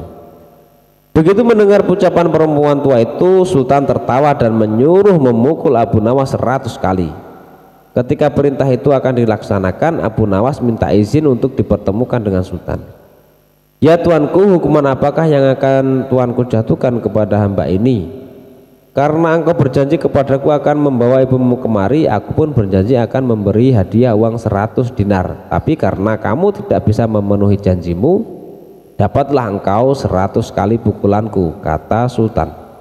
"Ya tuanku Syah Alam," kata Abu Nawas, "hamba berjanji dengan perempuan tua ini akan membagi 2 hadiah yang akan tuanku berikan kepada hamba. Tetapi karena sekarang hamba mendapat dera, hadiah itu juga harus dibagi 2. Karena yang bersalah 2 orang. Hamba terimalah hukuman itu, tetapi 50 seorang dengan perempuan tua ini." Dalam hati Sultan bergumam, jangankan dipukul 50 kali, dipukul sekali saja perempuan tua ini tidak akan mampu berdiri. Setelah itu Sultan memberi 50 dinar kepada perempuan itu sambil berpesan agar tidak cepat percaya kepada Abu Nawas bila lain kali menemuinya. Dengan sukacita diterimanya hadiah itu dan dipandangnya Abu Nawas. "Ya tuanku Syah Alam, ampun beribu ampun. Jika ibuku telah mendapat anugerah dari Paduka, tidak adil kiranya bila anaknya ini dilupakan begitu saja." "Ya terimalah pula bagianmu," ujar Baginda sambil tersenyum. "Ini." Semua orang tertawa dalam hati setelah Abu Nawas bermohon diri pulang ke rumah. Demikianlah pula perempuan itu dan semua yang hadir di balairu istana dengan perasaan masing-masing. Kisah saudagar dan jin ifrit. Tuan kata Syekhrazade, dahulu kala ada seorang saudagar yang sangat kaya raya. Dia memiliki tanah yang luas, harta yang berlimpah, dan tentu saja uang yang banyak. Banyak sekali pekerja dan buruh yang menggantungkan hidupnya pada si saudagar. Suatu hari dia bermaksud untuk melakukan perjalanan perniagaan ke negeri yang jauh. Dia menaikkan barang dagangannya ke punggung kudanya dan sebuah kantung besar yang ia bawa di punggungnya penuh berisi roti, madu, dan kurma serta air untuk bekal perjalanannya. Maklumlah, ia harus melewati padang pasir yang tandus di mana tidak ada satupun kehidupan di sana. Singkatnya, ia berhasil sampai di tujuan dengan selamat. Dan setelah menyelesaikan transaksi bisnisnya dan memperoleh untung besar, ia pun segera bersiap-siap untuk melakukan perjalanan pulang. Hari itu, matahari bersinar terik. Saudagar memutuskan untuk berteduh di bawah pohon rindang sambil beristirahat. Dia membiarkan kudanya beristirahat dan merumput, sementara dia membuka bekalnya, roti dengan selai madu dan segenggam kurma. Setelah selesai memakan kurma, dia melemparkan bijinya ke sekumpulan batu-batu besar di sampingnya. Sebagai seorang muslim yang taat dan karena waktu sudah menunjukkan waktu zuhur, saudagar segera mengambil wudhu dan melakukan sholat. Dia masih sedang berzikir ketika tiba-tiba bas di depannya muncullah jin ifrit yang bertubuh tinggi besar dengan mata merah karena marah dan membawa sebilah pedang yang terhunus. "Hei manusia, bangkitlah. Aku akan mengambil nyawamu seperti kau telah mengambil nyawa anakku," teriak jin ifrit. "Wahai jin, bagaimana mungkin aku membunuh anakmu sedangkan aku tidak mengenalnya dan tidak pernah melihatnya," kata saudagar dengan ketakutan. "Apa? Bukankah kau tadi yang melemparkan biji-biji kurma ke arah batu-batu itu?" tanya jin. "Ya betul," kata saudagar. "Aku kasih tahu padamu bahwa salah satu darinya telah mengenai mata anakku. Anakku yang malang, dia mati seketika," seru jin marah. Saudagar tersebut demi mendengar keterangan jin ifrit bersumpah dengan nama Allah yang menciptakan dan tempat semua makhluk kembali bahwa jika dia memang membunuh anak jin tersebut, maka itu pasti tidak sengaja. Untuk itu dia memohon kemurahan hati jin untuk memaafkannya. "Perbuatanmu tidak bisa dimaafkan," kata jin ifrit. Dia lalu menyeret saudagar tersebut, membantingnya ke tanah dan bersiap menebaskan pedangnya ke leher saudagar. Saat itu Scheherazade menyadari bahwa pagi telah datang dan bahwa sudah tiba waktunya bagi Sultan untuk bangun. "Oh kakak, sungguh cerita yang sangat menarik," kata Dinarzade. Dan akhir ceritanya lebih menarik lagi dan lebih mencengangkan. "Aku akan menceritakan sisanya nanti malam jika saja Sultan mengizinkanku hidup 1 hari lagi," kata Scheherazade. Sultan Syahriar yang turut mendengarkan cerita Scheherazade dengan seksama juga merasa penasaran dengan akhir kisah tersebut, maka ia memberikan izin dan menunda kematian Scheherazade. Sultan pun bangkit dari tempat tidurnya, melaksanakan sholat subuh lalu bersiap-siap menuju majelisnya. Wazir Agung yang semalaman tidak bisa tidur karena memikirkan nasib putrinya menunggu kedatangan Sultan dengan badan gemetar. Betapa leganya sang wazir ketika Sultan tiba dan tak sedikit pun menyinggung hal mengenai putrinya. Sultan menghabiskan hari itu seperti biasa menjalankan roda pemerintahan. Dan ketika malam tiba, ia kembali ke kamar untuk beristirahat bersama Scheherazade. Seperti malam sebelumnya, Dinarzade membangunkan kakaknya 1 jam sebelum pagi tiba dan memintanya untuk melanjutkan kisahnya. Sultan yang juga sudah tidak sabar menunggu akhir kisahnya, menyuruhnya segera bercerita. Maka Scheherazade pun meneruskan kisahnya. "Tuanku, ketika menyadari bahwa dirinya akan dibunuh, saudagar itu menangis pilu dan berkata pada jin bahwa dia percaya pada takdir Allah dan jika ini memang sudah digariskan maka dia tidak akan mampu menolaknya. Atas izin Allah, aku meminta kau memberiku sedikit waktu untuk menyelesaikan urusanku," kata saudagar. "Aku memiliki utang yang harus dibayar. Aku juga memiliki harta anak dan istri, juga beberapa karyawan yang menjadi tanggunganku. Izinkanlah aku pulang ke rumahku dan menyelesaikan semuanya. Jika semua sudah selesai, aku berjanji atas nama Allah, aku akan kembali ke sini dan kau boleh membunuhku. Bagaimana kalau kau mengingkari janjimu?" tanya jin. "Aku bersumpah dengan nama Allah yang menciptakan aku dan kamu, aku tidak akan mengingkari janjiku," kata saudagar. "Baiklah, berapa lama waktu yang kau butuhkan?" tanya jin. "Tidak lebih dari 12 bulan. Awal tahun depan aku akan kembali ke sini dan menyerahkan nyawaku," kata saudagar. Akhirnya jin ifrit mengabulkan permintaan saudagar dan menghilang dari pandangan. Saudagar, setelah sembuh dari rasa takutnya, segera menaiki kudanya dan kembali meneruskan perjalanan pulangnya. Setibanya di rumah, istri dan anak-anak saudagar menyambutnya dengan sukacita. Tapi bukannya membalas pelukan hangat mereka, saudagar malah menangis pilu. Istrinya dengan khawatir menanyakan apa yang telah membuatnya begitu sedih. "Bagaimana aku tidak sedih? Aku hanya akan hidup 1 tahun lagi," katanya. Dia lalu menceritakan kejadian yang menimpanya di perjalanan. Mendengar hal itu, keluarganya sangat bersedih, namun saudagar itu meyakinkan keluarganya bahwa itu adalah kehendak Allah yang tidak bisa dihindari. Esoknya, saudagar segera membereskan semua utangnya. Ia memberikan hadiah-hadiah untuk semua temannya, memerdekakan banyak sekali budak-budaknya, membagi warisan untuk istri, anak-anak dan keluarganya, mencarikan wali untuk anak-anaknya yang masih kecil, dan mempercayakan semua propertinya kepada istrinya. Setahun berlalu dengan cepat, kini tiba saatnya saudagar untuk berpamitan kepada anak dan istrinya. Dibawanya selai kain kafan untuk membungkus mayatnya. Mereka tidak dapat menahan kesedihan dan tidak rela melepas kepergian saudagar. Mereka memaksa untuk ikut pergi dan mati bersama-sama, namun sang saudagar berkata kepada anak-anaknya, "Anak-anakku, aku pergi untuk menepati janjiku kepada Allah, banggalah dan tabahlah. Ingatlah bahwa mati adalah takdir bagi semua makhluk yang bernyawa. Setelah berkata demikian, saudagar mengucapkan salam dan pergi meninggalkan mereka. Akhirnya, saudagar tersebut tiba di tempat yang telah ia janjikan. Dia menanti kedatangan jin ifrit di bawah pohon tempat dia dulu berteduh dan menunggu kedatangan jin ifrit dengan perasaan yang sulit untuk dilukiskan. Saat ia menunggu, tiba-tiba datang seorang syekh yang membawa seekor rusa menghampirinya. Syekh tersebut mengucapkan salam dan mendoakannya semoga berumur panjang, lalu bertanya apa yang sedang dilakukan saudagar tersebut di tempat yang merupakan sarang jin. Saudagar itu berkata bahwa dia memang sedang menunggu jin yang akan membunuhnya lalu menceritakan kejadian yang telah menimpanya. Syekh tersebut sangat kagum mendengarnya. Demi Allah, wahai saudaraku, aku sangat kagum dengan keteguhan janjimu. Aku akan duduk di sampingmu dan tidak akan meninggalkan tempat ini sampai aku melihat apa yang akan dilakukan jin itu kepadamu. Tidak berapa lama, datanglah lagi seorang syekh yang membawa 2 ekor anjing hitam di tangannya. Setelah mengucapkan salam dan mendengar cerita mengenai si saudagar, syekh yang kedua ini pun memutuskan untuk ikut menunggu bersama mereka berdua. Demikian pula ketika datang syekh ketiga yang membawa seekor kuda. Dia pun memutuskan untuk ikut menunggu kedatangan jin ifrit. Akhirnya ketika matahari sudah menciptakan bayangan panjang, datanglah jin ifrit dengan matanya yang menyala dan pedang terhunus. Serahkan nyawamu. Hari ini aku akan membunuhmu seperti kau membunuh anakku. Seru jin sambil menyeret saudagar hingga jatuh di tanah. Saudagar tersebut menangis dengan sangat memilukan hingga ketiga syekh pun turut merasakan kepedihannya. Syekh yang pertama menjatuhkan badannya di hadapan ifrit dan berkata, wahai raja dari semua jin, dengan segala kerendahan hati, kumohon bersabarlah sebentar dan dengarkanlah kisahku dengan rusa yang kubawa ini. Jika kau merasa ceritaku lebih menarik dari kisah saudagar yang hendak kau ambil nyawanya, maka ringankanlah sepertiga dari hukumannya. Setelah berdiam diri sejenak, akhirnya jin itu menjawab, baiklah. Maka syekh yang pertama itu menceritakan kisahnya.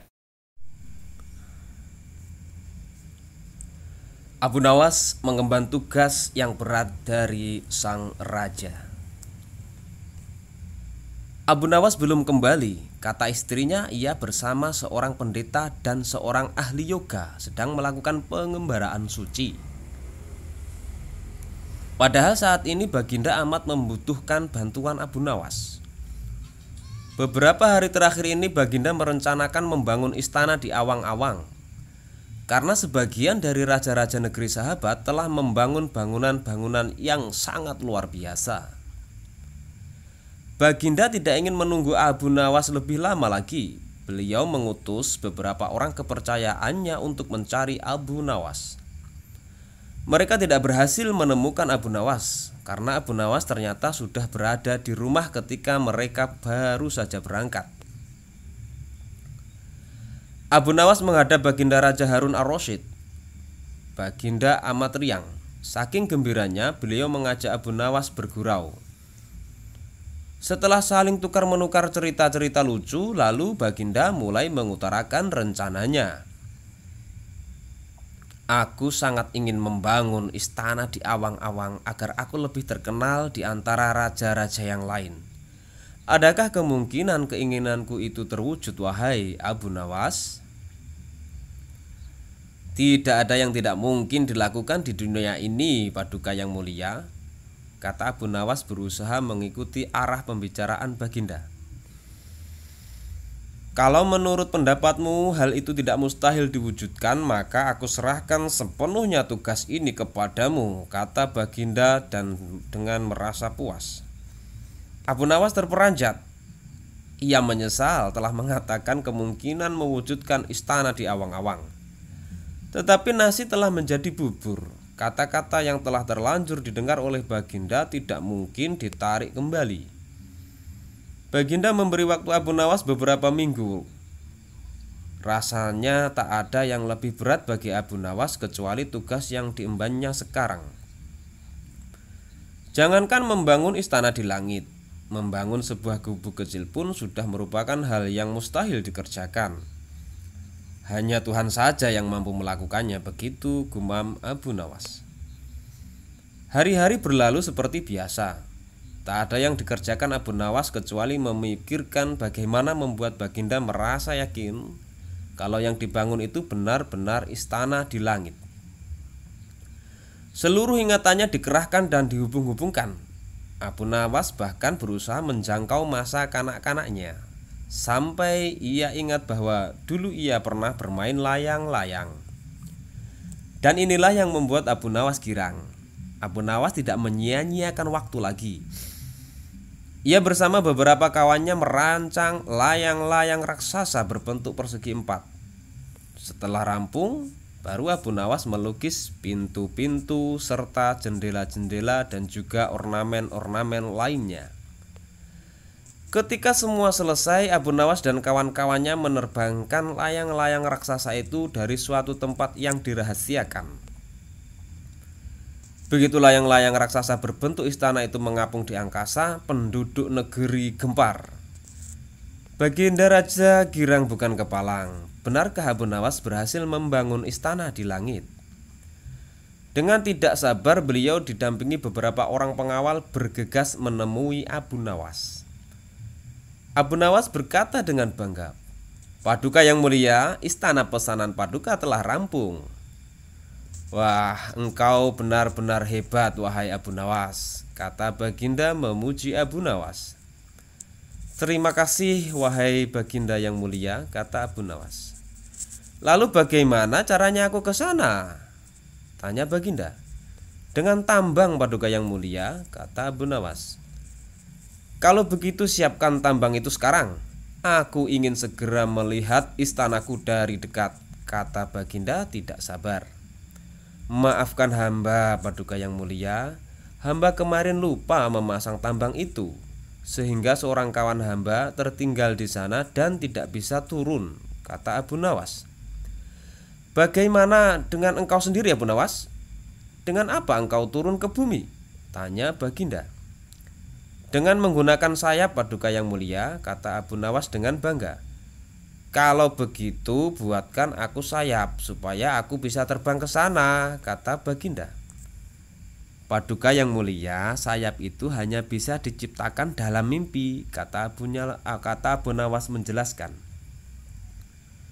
"Engkau berani mengatakan aku gila sepertimu?" tanya Baginda sambil melotot.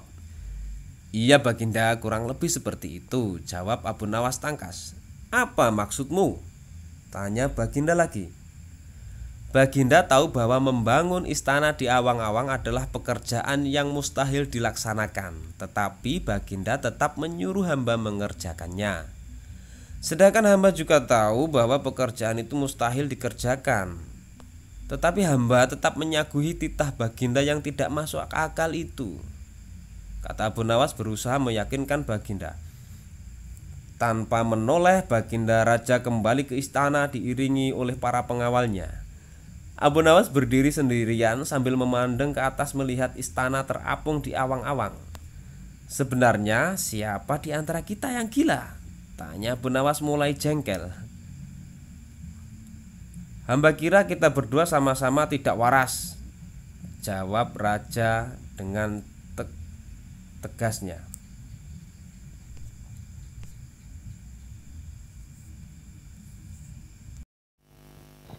Dan ini adalah kisah Abu Nawas dan harimau berjenggot.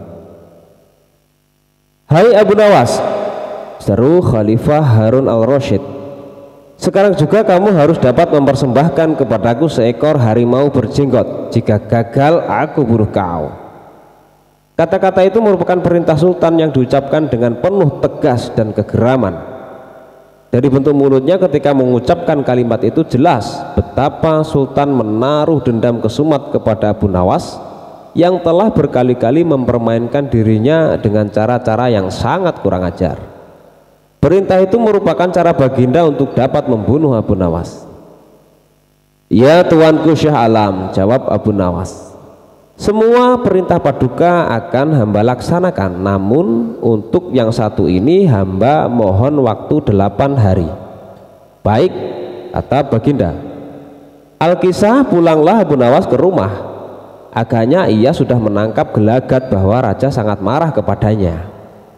Dicarinya akal supaya dapat mencelakakan diriku agar terbalas dendamnya, pikir Abu Nawas. Jadi aku juga harus berhati-hati. Sesampainya di rumah, dipanggilnya 4 orang tukang kayu dan disuruhnya membuat kandang macan. Hanya dalam waktu 3 hari kandang itu pun sudah siap. Kepada istrinya ia berpesan agar menjamu orang yang berjenggot yang datang ke rumah. Apabila Adinda dengar Kakanda mengetuk pintu kelak, suruh dia masuk ke dalam kandang itu, kata Abu Nawas sambil menunjuk kandang tersebut. Ia kemudian bergegas pergi ke musola dengan membawa sajadah. Baik, kata istrinya. Hai Abu Nawas, tumben kamu salat di sini, bertanya imam dan penghulu musola itu. Sebenarnya saya mau menceritakan hal ini kepada orang lain, tapi kalau tidak kepada tuan penghulu, kepada siapa lagi saya mengadu, jawab Abu Nawas. Tadi malam saya ribut dengan istri saya, itu sebabnya saya tidak mau pulang ke rumah. Pucuk dicinta, ulam pun tiba, pikir penghulu itu. Kubiarkan Abu Nawas tidur di sini dan aku pergi ke rumah Abu Nawas menemui istrinya. Sudah lama aku menaruh hati kepada perempuan cantik itu. Hai Abu Nawas, kata si penghulu, bolehkah aku menyelesaikan perselisihanmu dengan istrimu itu? Silahkan, jawab Abu Nawas. Hamba sangat berterima kasih atas kebaikan hati tuan. Maka pergilah penghulu ke rumah Abu Nawas dengan hati bunga-bunga dan dengan wajah berseri-seri. Diketuknya pintu rumah Abu Nawas. Begitu pintu terbuka, ia langsung mengambil istri Abu Nawas dan diajak duduk bersanding. Hai Adinda, katanya, apa gunanya punya suami jahat dan melarat? Lagi pula Abu Nawas hidupnya tak karuan. Lebih baik kamu jadi istriku, kamu dapat hidup senang dan tidak kekurangan suatu apapun. Baiklah kalau keinginan tuan demikian, jawab istri Abu Nawas. Tak berapa lama kemudian terdengar pintu diketuk orang. Ketukan itu membuat penghulu beling satan. Kemana aku harus bersembunyi? Ia bertanya kepada nyonya rumah. Tuan penghulu, jawab istri Abu Nawas, silahkan bersembunyi di dalam kandang itu. Ia lalu menunjuk kandang yang terletak di dalam kamar Abu Nawas. Tanpa pikir panjang lagi, penghulu itu masuk ke dalam kandang itu dan menutupnya dari dalam. Sedangkan istri Abu Nawas segera membuka pintu sambil menengok ke kiri kanan. Abu Nawas masuk ke dalam rumah. Hai Adinda, apa yang ada di dalam kandang itu? Tanya Abu Nawas. Tidak ada apa-apa, jawab istrinya. Apa putih-putih itu? Tanya Abu Nawas. Lalu dilihatnya penghulu itu gemetar karena malu dan ketakutan. Setelah 8 hari Abu Nawas memanggil 8 kuli untuk memikul kandang itu ke istana. Di Baghdad orang-orang gempar ingin melihat harimau berjenggot. Seumur hidup jangankan melihat, mendengar harimau berjenggot pun belum pernah. Kini Abu Nawas malah dapat seekor. Mereka terheran-heran akan kehebatan Abu Nawas. Tetapi begitu dilihat penghulu di dalam kandang, mereka tidak bisa bilang apa-apa selain mengiringi kandang itu sampai ke istana hingga menjadi arak-arakan yang panjang. Si penghulu malu bukan main, arang di muka kemana hendak disembunyikan. Tidak lama kemudian sampailah iring-iringan itu ke dalam istana. Hai Abu Nawas, apa kabar? Tanya Baginda Sultan. Apa kamu sudah berhasil mendapatkan harimau berjenggot? Dengan berkat dan doa tuanku, alhamdulillah hamba berhasil, jawab Abu Nawas. Maka dibawalah kandang itu ke Baginda Raja. Ketika Baginda hendak melihat harimau tersebut, si penghulu memalingkan mukanya ke arah lain dengan muka merah padam karena malu. Akan tetapi kemanapun ia menoleh, ke situ pula Baginda memelototkan matanya. Tiba-tiba Baginda menggeleng-gelengkan kepala dengan takjub, sebab menurut penglihatan beliau yang ada di dalam kandang itu adalah penghulu musola. Abu Nawas buru-buru menimpali, ya tuanku, itulah harimau berjenggot. Tapi Baginda tidak cepat tanggap, beliau termenung sesaat. Kenapa penghulu dikatakan harimau berjenggot? Tiba-tiba Baginda bergoyang ke kiri dan ke kanan seperti orang berdoa. Oh penghulu. Ya tuanku Syah Alam, kata Abu Nawas, perlukah hamba memberitahukan kenapa hamba dapat menangkap harimau berjenggot ini di rumah hamba sendiri? Ya, ujar Baginda sambil menoleh ke kandang itu dengan mata berapi-api. Ya aku maklum sudah. Bukan main murka baginda kepada penghulu itu, sebab ia yang semestinya menegakkan hukum, ia pula yang melanggar dan ia telah berkhianat. Baginda segera memerintahkan penggawa mengeluarkan penghulu dari kandang dan diarak ke keliling pasar, setelah sebelumnya dicukur segi empat agar diketahui oleh seluruh rakyat betapa aibnya orang yang berkhianat. Dan ini adalah kisah Abu Nawas dan kisah 6 ekor lembu yang pandai bicara. Pada suatu hari Sultan Harun al-Rasyid memanggil Abu Nawas menghadap ke istana. Kali ini Sultan ingin menguji kecerdikan Abu Nawas. Sesampainya di hadapan Sultan, Abu Nawas pun menyembah dan Sultan bertitah, "Hai Abu Nawas, aku menginginkan 6 ekor lembu berjenggot yang pandai bicara. Bisakah engkau mendatangkan mereka dalam waktu seminggu? Kalau gagal, akan aku penggal lehermu." "Baiklah tuanku Syah Alam, hamba junjung tinggi titah tuanku." Semua penggawa istana yang hadir pada saat itu mereka berkata dalam hati, "Mampuslah kau Abu Nawas." Abu Nawas bermohon diri dan pulang ke rumah. Begitu sampai di rumah, ia duduk berdiam diri merenungkan keinginan Sultan. Seharian ia tidak keluar rumah sehingga membuat tetangga heran. Ia baru keluar rumah persis setelah seminggu kemudian, yaitu batas waktu yang diberikan Sultan kepadanya. Ia segera menuju kerumunan orang banyak lalu ujarnya, "Hai orang-orang muda, hari ini hari apa?" Orang-orang yang menjawab benar akan dia lepaskan, tetapi orang-orang yang menjawab salah akan ia tahan. Dan ternyata tidak ada seorang pun yang menjawab dengan benar. Tak ayal Abu Nawas pun marah-marah kepada mereka. "Begitu saja kok tidak bisa menjawab? Kalau begitu mari kita menghadap Sultan Harun al-Rasyid untuk mencari tahu kebenaran yang sesungguhnya." Keesokan harinya balairung istana Baghdad dipenuhi warga masyarakat yang ingin tahu kesanggupan Abu Nawas membawa 6 ekor lembu berjenggot. Sampai di depan Sultan Harun al-Rasyid, ia pun mengaturkan sembah dan duduk dengan khidmat. Lalu Sultan berkata, "Hai Abu Nawas, mana lembu berjenggot yang pandai bicara itu?" Tanpa banyak bicara, Abu Nawas pun menunjuk ke 6 orang yang telah dibawanya. "Inilah mereka tuanku Syah Alam." "Hai Abu Nawas, apa yang kau tunjukkan kepadaku itu?" "Ya tuanku Syah Alam, tanyalah pada mereka hari apa sekarang," jawab Abu Nawas. Ketika Sultan bertanya, ternyata orang-orang itu memberikan jawaban berbeda-beda. Maka berujarlah Abu Nawas, "Jika mereka manusia tentunya tahu hari ini hari apa, apalagi jika tuanku menanyakan hari yang lain, akan tambah pusinglah mereka. Manusia atau hewankah mereka ini? Inilah lembu berjenggot yang pandai bicara itu tuanku." Sultan heran melihat Abu Nawas pandai melepaskan diri dari ancaman hukuman, maka Sultan pun memberikan hadiah 5.000 dinar kepada Abu Nawas.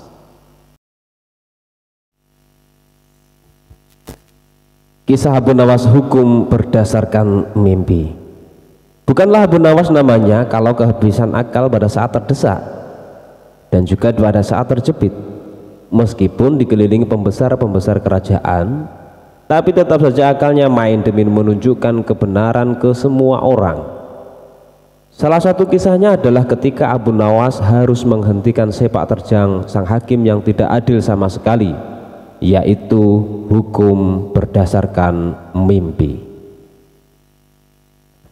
Pada suatu sore, Abu Nawas tampak sedang mengajar murid-muridnya dan datanglah 2 orang tamu yang datang ke rumahnya. Yang pertama adalah wanita penjual qahwah, sedangkan yang satunya adalah seorang pemuda berkebangsaan Mesir. Wanita tua itu berkata hanya beberapa kata saja, kemudian diteruskan oleh pemuda Mesir. Setelah mendengar pengaduan mereka, Abu Nawas menyuruh murid-muridnya untuk menutup kitab mereka.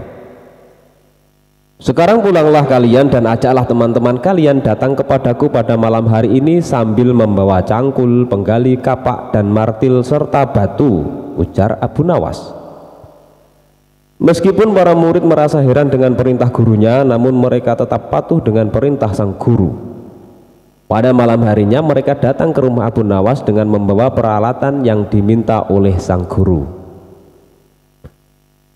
Pada malam tiba, lalu Abu Nawas memerintahkan mereka untuk merusak rumah Tuan Qadi yang baru saja terpilih. Abu Nawas juga menegaskan bahwa mereka harus merobohkan rumah tersebut. Bahkan kalau ada yang menghalangi, haruslah mereka lawan. Setelah mendapatkan arahan dari Abu Nawas, para muridnya langsung menuju rumah Tuan Qadi. Mereka menghancurkan rumah Tuan Qadi dengan kalap. Masyarakat sekitar yang melihat ulah mereka merasa heran, dan mereka tidak berani mencegah sama sekali. Melihat rumahnya dirusak, Tuan Qadi marah besar, namun tak berdaya. "Siapa yang menyuruh kalian merusak rumahku?" "Guru kamu, Tuan Abu Nawas." "Apakah betul?" "Iya," jawab murid-murid Abu Nawas. "Dasar Abu Nawas provokator, orang gila. Besok pagi aku akan melaporkannya kepada Baginda," teriak Tuan Qadi penuh amarah. Dan benar saja pada keesokan harinya Tuan Qadi mengadukan kejadian malam itu, sehingga Abu Nawas dipanggil agar menghadap sang raja. Baginda raja menanyakan apa alasan Abu Nawas melakukan perusakan tersebut. Namun bukan Abu Nawas jika tidak memiliki jawaban yang unik. Dijelaskan oleh Abu Nawas bahwa dia melakukan pengerusakan karena beberapa hari yang lalu bermimpi, dan di dalam mimpi tersebut Tuan Qadi memintanya untuk merusak rumahnya karena ingin rumah yang baru. Lalu sang raja menanyakan bagaimana Abu Nawas dapat hukum hanya berdasarkan mimpi saja. Mendengar pertanyaan itu, Abu Nawas dengan tenang menjawab, "Hamba juga memakai hukum Tuan Qadi yang baru ini, tuanku." Mendengar perkataan Abu Nawas, seketika wajah Tuan Qadi menjadi pucat. Dia hanya terdiam 1000 bahasa saja. "Hai Qadi, benarkah engkau mempunyai hukum seperti itu?" tanya sang raja. Tapi Tuan Qadi tiada menjawab. Wajahnya nampak pucat dan tubuhnya gemetaran karena takut. Kemudian Abu Nawas diminta untuk menjelaskan dengan tenang. Abu Nawas kemudian menceritakan bahwa ada seorang pemuda Mesir datang dengan harta melimpah ruah. Namun kemudian dia bermimpi menikah dengan anak Tuan Qadi. Dia memberikan mas kawin yang sangat banyak. Lalu mimpi itu cepat menyebar dan sampai ke telinga Tuan Qadi. Lalu Tuan Qadi memanfaatkan mimpi itu dengan meminta harta pemuda itu untuk mas kawin anaknya. Padahal itu hanyalah mimpi belaka. Sedang menurut Tuan Qadi itu harus dilakukan, sehingga pemuda itu pun akhirnya jatuh miskin. Setelah cross check dengan mendatangkan pemuda Mesir itu, akhirnya raja sadar jika Qadi yang ditunjuknya itu adalah orang yang zalim. Kemudian raja memberikan hukuman mengambil harta Qadi dan diberikan kepada pemuda Mesir tersebut. Lalu kemudian Tuan Qadi dijebloskan ke dalam penjara karena telah berbuat zalim dan menyalahgunakan wewenang.